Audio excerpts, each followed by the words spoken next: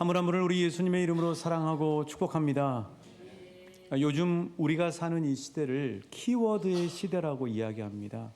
그래서 우리가 뉴스를 보면은 어떤 예를 들면 우리 대한민국 사람들의 요즘 마음의 감정이 어떤가를 빅데이터를 분석을 합니다. 그래서 많이 나오는 단어의 크기에 따라서 분류해서 저렇게 보여주게 됩니다.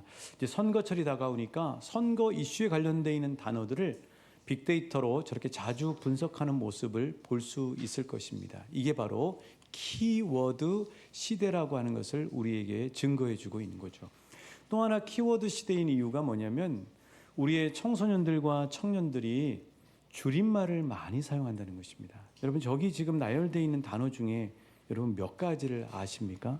저는 딱 하나 알 수 있는 것 같습니다. 저 말들이 계속해서 줄여서 말을 우리 청소년들, 청년들이 쓰기를 좋아하는 거죠. 그런데 우리나라 표준어를 담당하는 국립국어원에서 이런 청소년들과 청년들의 줄임말을 표준어로 새 낱말로 채택을 하고 있습니다. 이 시대가 갈수록 핵심 단어의 시대, 다른 말로 키워드의 시대임을 우리는 쉽게 알 수 있습니다.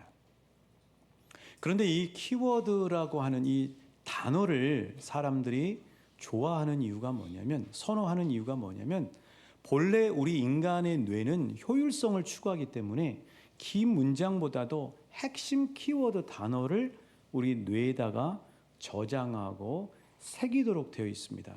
이 언어학자들이 원시 부족들을 연구를 했죠. 남아프리카의 반추족이라든가 저 호주의 멜라네시아의 원주민들을 조사를 해보니까 이분들에게는 원시 언어가 남아 있습니다. 이분들이 의사소통하는 방법이 뭐냐면 우리처럼 문장을 통째로 다 이렇게 완성해서 이야기를 하는 것이 아니라 단어로 표현을 한다는 거예요. 단어만 얘기하면 바로바로 알아듣는다고 하는 거죠.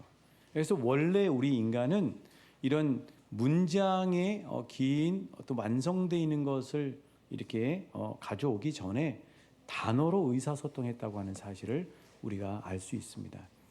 그래서 이 프로이드나 구스타프 칼 융과 같은 심리학을 열었던 인간의 정신, 마음을 구체적으로 정리하고 표현했던 그런 사람들도 이 단어라고 하는 것이 얼마나 강력한 영향력이 있다는 사실을 알고 있었습니다.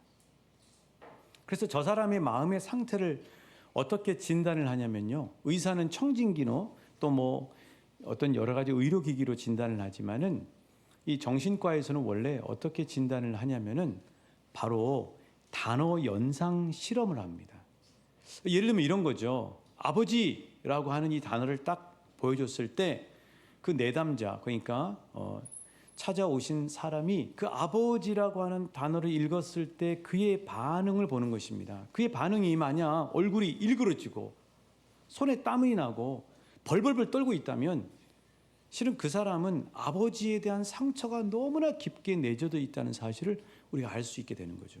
그래서 그런 진단이 정확하게 이루어지면 건강한 아버지의 이미지와 모습을 계속해서 그 사람에게 강화시켜주면서 그 사람이 나중에는 아버지가 넉넉하고 버팀목이 된다 하는 그런 사람으로 치유해 주는 것입니다.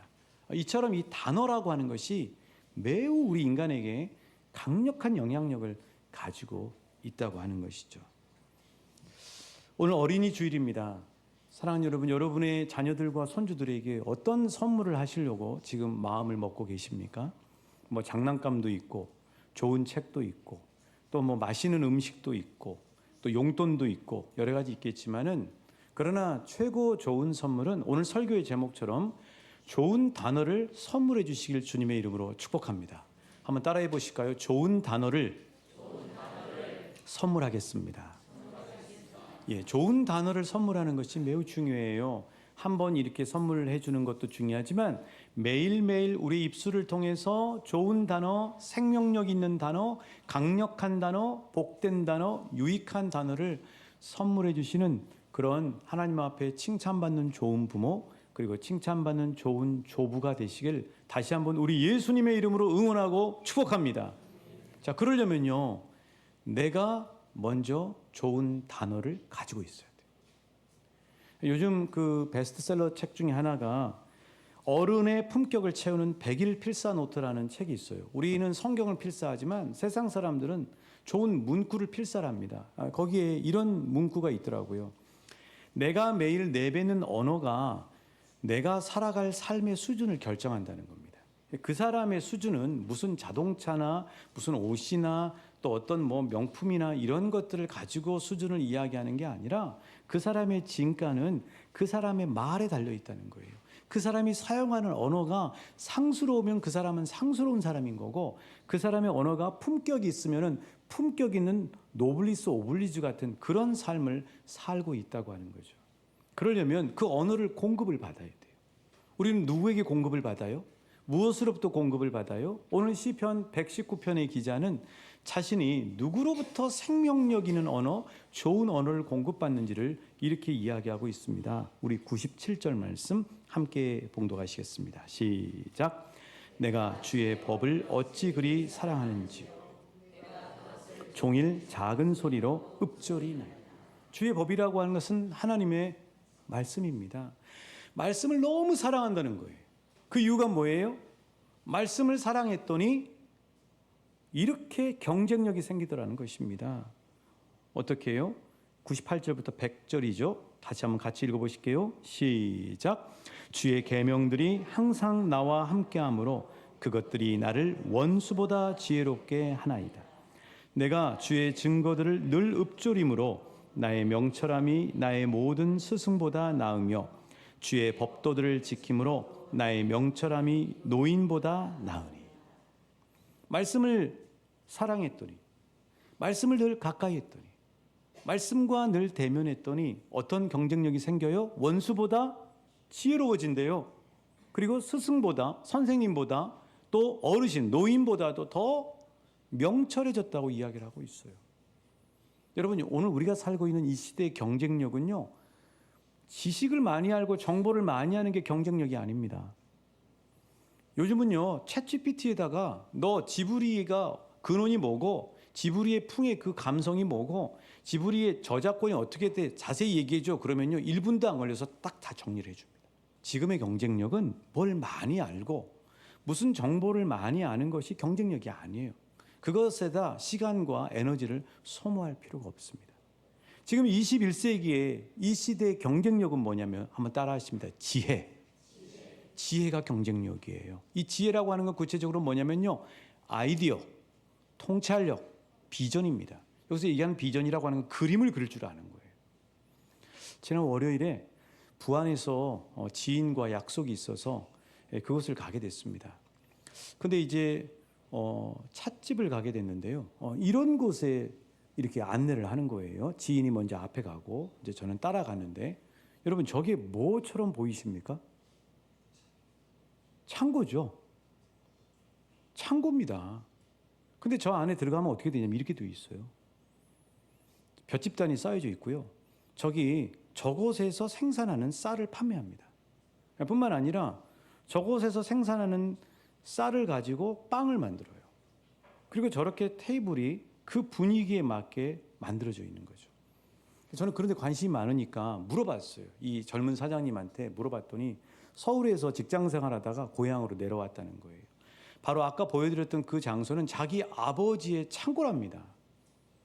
그 창고를 가지고 스토리가 있는, 그리고 지역을 더불어 잘 사는, 지역에서 나오는 것들을 살리는, 지역과 함께 사는 그런 마인드, 아이디어와 통찰력과 비전을 가지고 작년 5월 달에 오픈했더라고요.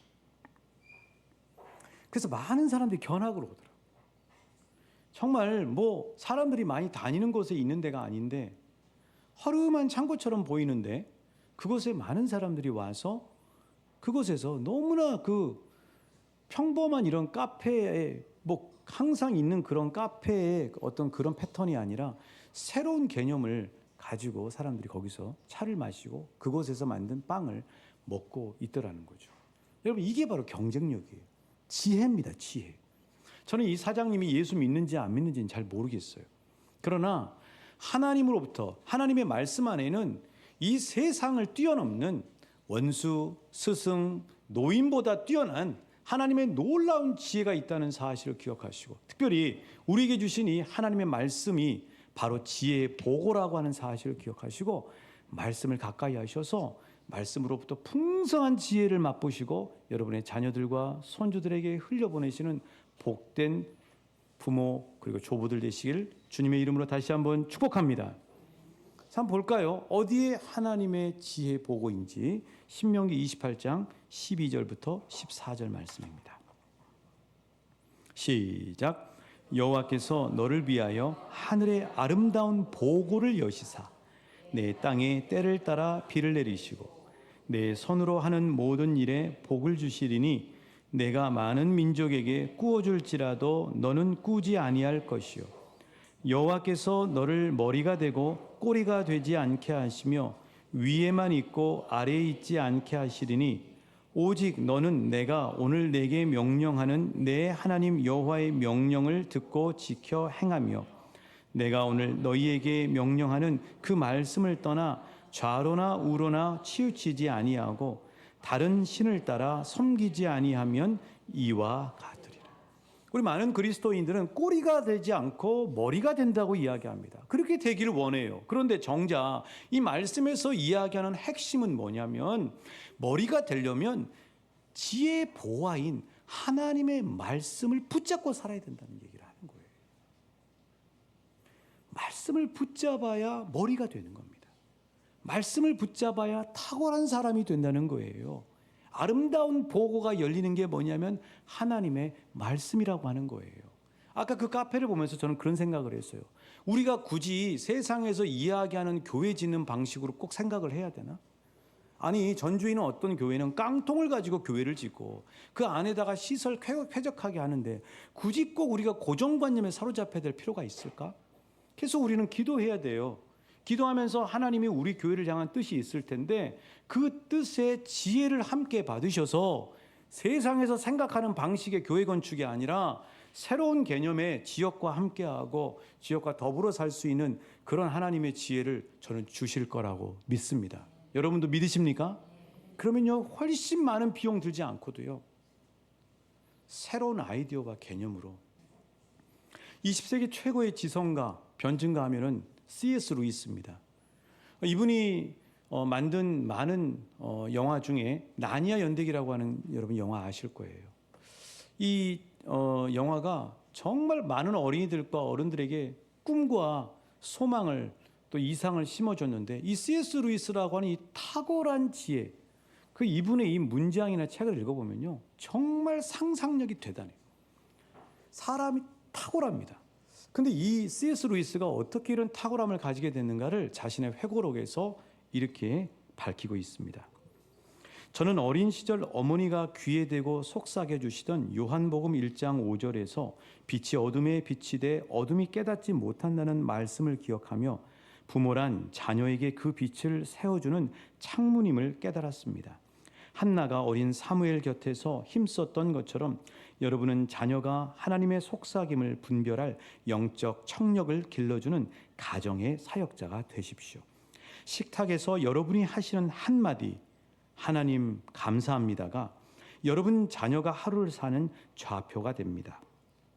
한 초등학생이 친구와 다투고 돌아와 아빠, 하나님은 새 일을 행하신다, 새 일을 시작하신다고 했으니 내가 먼저 화해할게 라며 친구에게 화해 전화를 걸었다는 이야기처럼 부모의 말 한마디, 침묵 속 미소 하나가 자녀의 항로를 대서양 건너까지 이끕니다.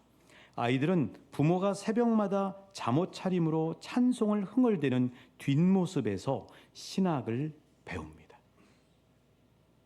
우리의 자녀는 나에게 달려 있어요. 우리의 자녀가 탁월한 삶을 살 건지는 나에게 달려 있습니다. 구체적으로 하면 내 입술에 달려 있어요. 내 입술에서 상스러운 얘기가 나갈 건가? 홧김에 나가는 얘기가 나갈 건가? 아니면 우리 자녀들을 천대만대 축복하시길 원하시는 하나님의 입술이 내 입술 가운데서 선포될 것인가? 거기에 우리 자녀의 탁월함이 결정된다는 사실을 이 어린이 주일에 저 여러분이 기억하시는 지혜롭고 현명한 부모와 조부 되시길 주님의 이름으로 축복합니다. 그럼 구체적으로 어떻게 우리의 손주들과 자녀들에게 탁월한 말을 공급해 주는 부모로 준비할 것인가? 미국의 패션시티 교회를 섬기시고 또 다음 세대 사역에 아주 탁월하게 쓰임받는 이 루이 기글리오 목사님이 그의 책 기막히게 크신 하나님을 만나다라는 책에서 이렇게 소개하고 있어요. 한 단어 묵상법입니다. 어렵지 않아요. 우리가 실천하고 계신 분들 계세요. 이 기글리오 목사님은 어떻게 이야기하냐면 성경을 읽고 그 성경을 그냥 덮지 말라는 겁니다. 그것을 반드시 내 걸로 삼으려면 그래야 내 자녀에게 흘려보낼 수가 있잖아요. 그러려면 그 문장을 메모하라는 거예요. 요즘은 너무 좋잖아요. 스마트폰에 성경이 있습니다. 그대로 복사해가지고 내 카톡에다 집어넣으면 돼요. 카톡에다 집어넣어놓고 핵심 키워드에 밑줄을 그으라는 거예요. 핵심 키워드. 그래서 그 핵심 키워드를 메모해서 그 다음에는 계속 반복해서 보는 겁니다. 이걸 묵상이라고 해요. 이 묵상이라고 하는 말이 영어로 이 메디테이션이라고 하는 말을 쓰는데 이 메디테이션이라는 말은 메디슨이라고 하는 약이라는 말과 같은 어원이에요. 그러니까 묵상을 하면 하나님의 말씀을 묵상하면 그게 내 의식과 무의식 속에 깊이 들어오면서 내 내면 안에 들어오면서 이게 내 영혼 안에 있는 것들을 치유하는 역사가 일어나게 돼요. 이거는 심리학자들이나 정신 분석학자들도 사용하는 건데 하나님은 이미 우리에게 이거를 누리라고 이렇게 풍성한 하나님의 유익한 단어들을 말씀을 통해 공급해 주셨는데 이걸 저와 여러분이 누려야 되지 않겠습니까? 이런 복을 누리시길 주님의 이름으로 축복합니다. 그래서 그 문장을 메모하셔야 돼요. 내 걸로 만드셔야 된다고요. 그래야 품격 있는 사람이 돼요. 그 밑줄을 그으시고 그 단어만 계속 묵상하는 거예요. 예를 들어서 마가복음 6장 50절 그 바다 위를 걸으신 예수님이 두려워 떨고 있는 제자들에게 이렇게 말씀하시죠. 한번 따라해 보실까요? 안심하라. 내니 두려워하지 말라. 그럼 여기서 안심에다가 밑줄을 딱 그으시면 됩니다. 하루 종일 안심만 묵상하시면 돼요. 쇠고기 안심입니까? 주님이 우리에게 선포하신 안심이에요. 편안한 마음. 안심. 안심하라 제보가. 학교에 두려워서 오늘 발표가 있어서 가는 자녀에게 안심하라 아무개야. 안심을 던지라는 거예요, 여러분. 안심을 계속 묵상하면 이게 내면화가 돼요. 마음 안에 깊이 들어온다고요. 주기도문을 제발 빨리 하시지 말라고 하는 이유가 뭐냐면 하늘에 계신 우리 아버지 가지고 한 달 동안 묵상할 수가 있어요. 탁월한 최고의 기도가 뭐냐면 주님이 제자들에게 가르쳐 주신 주기도문입니다. 그게 무슨 소의 경일 읽듯이 막 주르륵 읽는 거는 실은 그 소중한 보화의 맛을 제대로 모르는 거예요. 하늘에 계신 우리 아버지, 하늘에 계신 나의 아버지, 하늘에 계신 나의 아버지, 예수. 가장 탁월한 이름, 최고의 이름, 예수. 그럼 어떻게 돼요? 이미지가 그리죠. 하늘에 계신 나의 아버지. 이 단어는 단어의 글자로 끝나는 게 아니고요. 반드시 이미지로 치환이 됩니다. 두려워하지 말아라 하고 계속해서 하루 종일 묵상하면 바로 강한 손과 펴신 팔로 내 손을 붙잡고 계시는 하나님의 이미지가 떠오르는 거예요.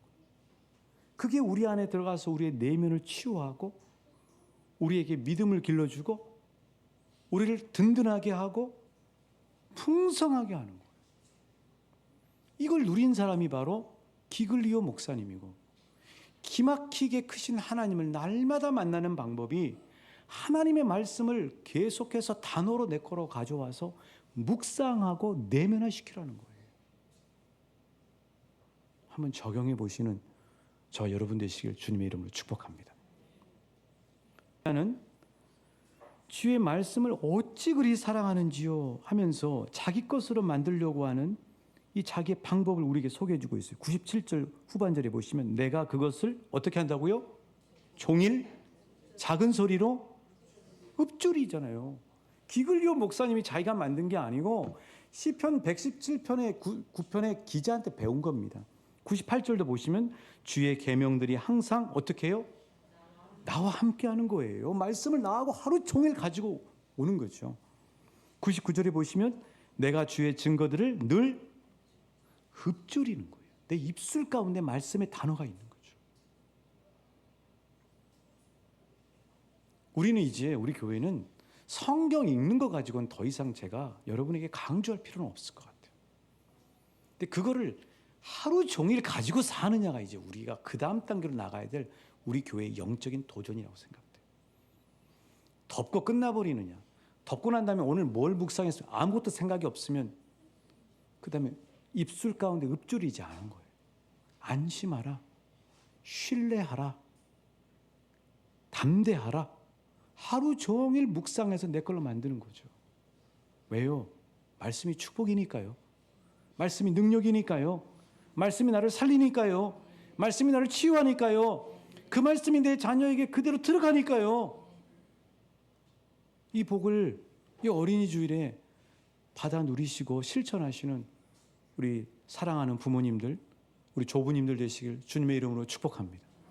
그래서 이 찬송가의 가사가 그거잖아요. 평생에 듣던 말씀, 나의 사랑하는 집. 누구로부터 안심이란 단어를 들었어? 우리 엄마에게. 누구로부터 담대하라는 말을 들었어? 우리 아빠에게. 누구로부터 평안하라는 말을 들었어? 우리 할아버지에게. 누구로부터 하나님 아버지라는 이야기를 들었어? 우리 할머니에게. 그럴 때 우리는 주님 앞에 서면 잘했다 칭찬받는 부모와 조부가 되실 줄 믿습니다. 그래서 이렇게 하나님의 말씀을 자기 것으로 묵상해서 가지고 있게 되면은 이런 말씀의 맛을 선포하게 된다는 거죠. 우리 103절입니다. 시작. 주의 말씀의 맛이 내게 어찌 그리 단지요 내 입에 꿀보다 더 다니. 예전에 이유식이 발달하기 전에는 어떻게 했어요? 엄마가 아이에게 아직 이가 없는 아이에게 음식을 먹이려면 사과를 먹이려면 어떻게 해야 돼요? 사과를 본인이 먼저 비위생적인가요? 그렇게 했잖아요. 입에다 먼저 물어서 자근자근 씹어서 아이 입에다가 넣어줬다고. 하나님의 말씀을 우리 자녀에게 넘겨주는 것도 그 원리예요. 여러분, 하나님의 말씀이라고 얘기하지 않고 사람이 떡으로만 살 것이 아니요 하나님의 어디에 있는? 입에 있는 말씀이라고 얘기하잖아요. 그럼 하나님의 입에 있는 말씀을 내 입으로 가져오는 거예요. 내 입에서 자근자근 씹으면서 묵상하고 내면화시켜서 이 맛을 가지고 사랑하는 우리 자녀에게 내뱉어 주는 거예요. 우리 손주에게 내뱉어 준다고요. 그래야 강력해져요. 우리가 우리 자녀들에게 하나님의 축복의 말씀을 던져줄 때도 내가 그 말씀을 계속해서 소화시켜서 내가 그 맛을 봐야 돼요. 그리고 그 말씀이 던져지면 강력하게 내 자녀에게 파고 들어가게 된다. 그래서 우리 자녀들의 삶을 살리고 우리 자녀들에게 지혜를 주고 우리 자녀들을 복되게 하고 우리 자녀들을 치유하고 우리 자녀들을 선한 길로 이끌고 우리 자녀들을 위대하게 하나님께서 그 말씀을 통해 쓰실 줄 믿습니다. 이 말씀이 이렇게 강력하다고요.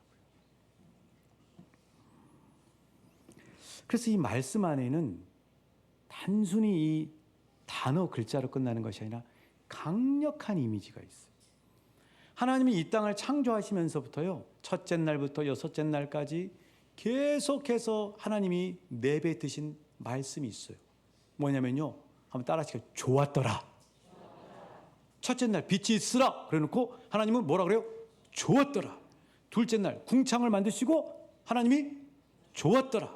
세 번째 날 땅과 바다를 만드시고 하나님이 좋았더라. 하나님은 계속해서 좋았더라라고 선포하세요. 하나님은 우리에게 좋은 단어를 주시길 원하세요. 하나님은 우리에게 축복의 언어를 주시길 원하세요. 축복의 키워드를 주시길 원하신다고요. 축복의 핵심 단어를 주시길 원하세요. 그걸 부모가 받으시는 거예요. 그리고 우리의 자녀들과 손주들에게 전달해 주시는 거예요. 요즘 미국 시장을 강타하는 영화가 있습니다. 그 영화가 뭐냐면요, 예수의 생애란 영화예요. 킹 오브 킹스라고 하죠.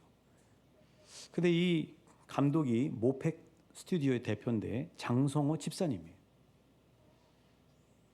이분이 이 영화를 만들 때 10년이 걸렸어요.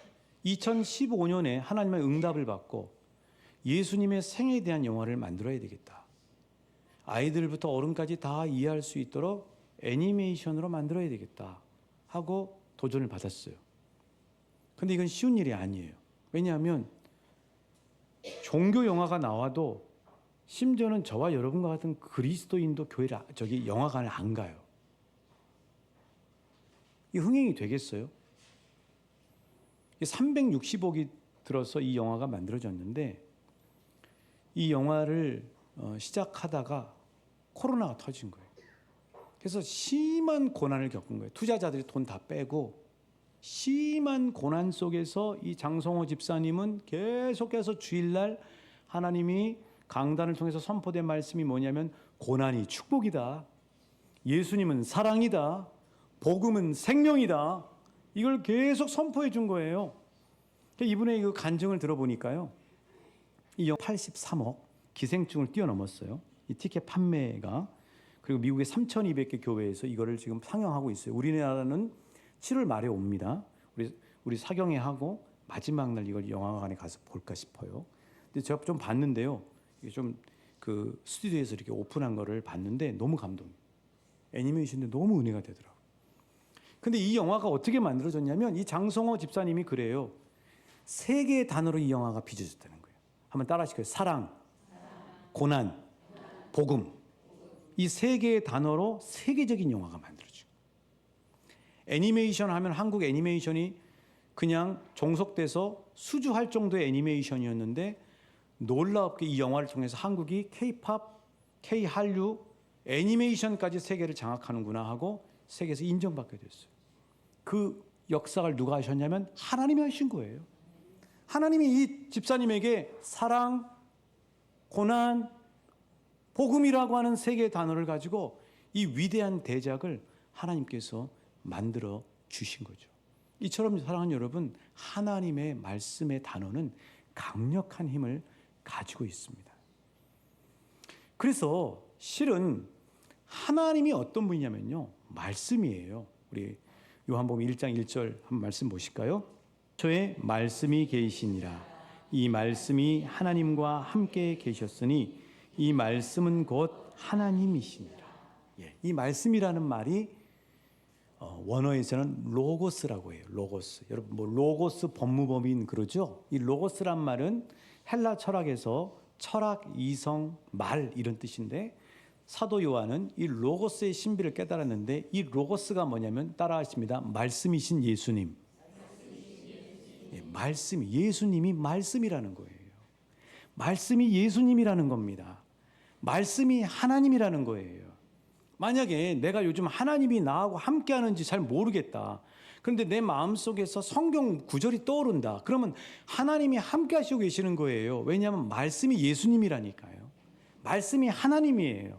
두렵고 떨리는 상황 가운데 있는데 막 걱정이 되는데 갑자기 말씀이 탁 떠올라요. 그러면 하나님이 지금 나하고 함께 하시는 거예요. 왜냐하면 말씀이 예수님이고 말씀이 하나님이기 때문이에요. 그러면 이 로고스 기독론이라고 하는데 하나님은 어떻게 우리의 영혼육에 들어오냐면 바로 요한복음 1장 14절에서 이렇게 이야기해요. 시작. 말씀이 육신이 되어 우리 가운데 거하심에 우리가 그의 영광을 보니 아버지의 독생자의 영광이요 은혜가 진리가 충만합니다. 말씀이 육신이 되어 우리 가운데 들어온대요. 그러니까 말씀의 단어를 내가 묵상해서 내 안에 깊이 내면화되면 실은 누가 내 안에 들어와 계시는 거냐면 예수님이 들어와 계시는 거예요. 말씀이 있는 사람, 우리 자녀에게 단어의 말씀을 선포하는 사람은 예수님을 동행할 수 있도록 선포하는 거예요. 이게 바로 놀라운 사도 요한이 발견한 말씀의 신비라고 하는 사실이에요. 사랑하는 여러분, 우리 자녀에게 최고의 선물인 좋은 말씀의 선물을 날마다 공급하시는 복된 부모님들, 또 복된 조부님들 되시길 주님의 이름으로 축복합니다. 그러면 그 말씀이 우리 자녀들을 사로잡을 때 제2의 장송호 집사님처럼 위대하게 하나님께서 들어 쓰셔서 온전히 영광 받으시고 귀하게 쓰실 줄 믿습니다.